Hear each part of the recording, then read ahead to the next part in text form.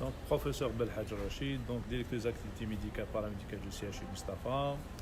D'abord, je tiens à remercier tous nos donateurs, tous ceux qui nous sont en train de nous aider, sociétés privées ou publiques, même des simples citoyens.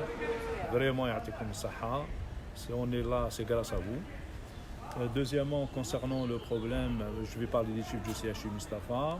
Certes, depuis la semaine passée, on a eu donc une courbe ascendante.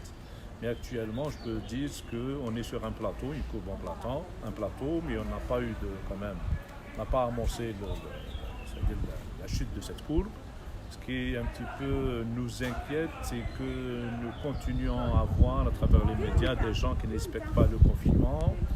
Il y a même des gens qui se permettent de dire au Ramadan, on va sortir, etc. On a même constaté des gens qui se regroupent dans des terrasses, qui font des prières dans les terrasses. Eh bien, croyez-moi, si on continue à se comporter ainsi, ce plateau de la courbe pourra durer des semaines, et peut-être aussi une autre courbe ascendante. Donc c'est sérieux. S'il vous plaît, on n'est pas encore sorti de l'auberge, la situation est toujours un petit peu sérieuse. Nous sommes, je confirme pour le CHU Mustapha, nous sommes sur un plateau. En moyenne, on reçoit jusqu'à 40 personnes. Ce qui est bien rassurant, c'est que le nombre de décès, effectivement, n'est pas aussi alarmant. On a 1-2 décès chaque 2 jours, mais on n'est pas dans une situation catastrophique. Mais le nombre de malades qui consultent chez nous, il est au moyen de 43 malades, jusqu'à 50 malades. On hospitalise certains en moyenne de 12 hospitalisations par jour pour les formes un petit peu compliquées, en réanimation aussi. Nous avons remarqué beaucoup plus des pics à partir de 16h de l'après-midi, des personnes là nous demandant justement aux parents d'être patients, ne pas aller dans l'agressivité, dans l'inquiétude. Nous avons installé ce qu'on appelle le centre d'urgence de Covid-19.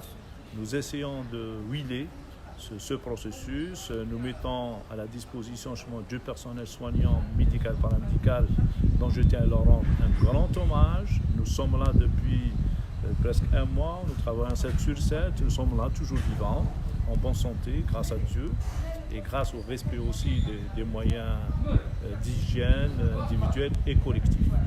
Je lance appel aussi à la solidarité du corps médical et paramédical d'être avec nous, et nous sommes en train de réfléchir avec nos collègues, peut-être on va créer ce qu'on appelle un centre d'écoute.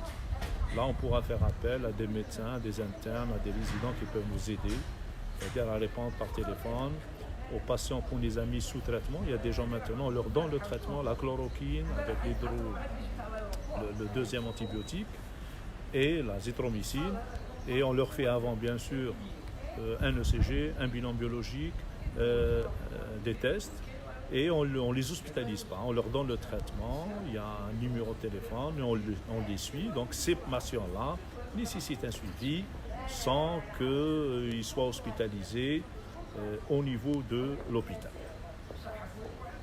La situation, elle est maîtrisable.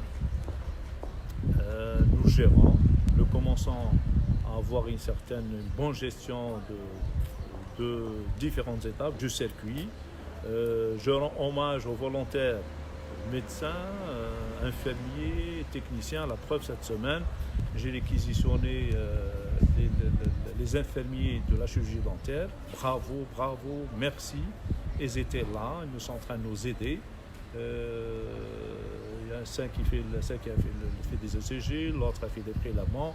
Ça nous a donné chaud au cœur. Merci nos amis dentistes, nos amis pharmaciens, chirurgiens, toute la corporation médicale et paramédicale. Dieu merci, grâce à vous, grâce aux donateurs, nous sommes toujours là à donner l'espoir aux gens, ne pas paniquer. Inch'Allah, si on continue à respecter, à s'organiser, nous allons dans la quiétude. Merci.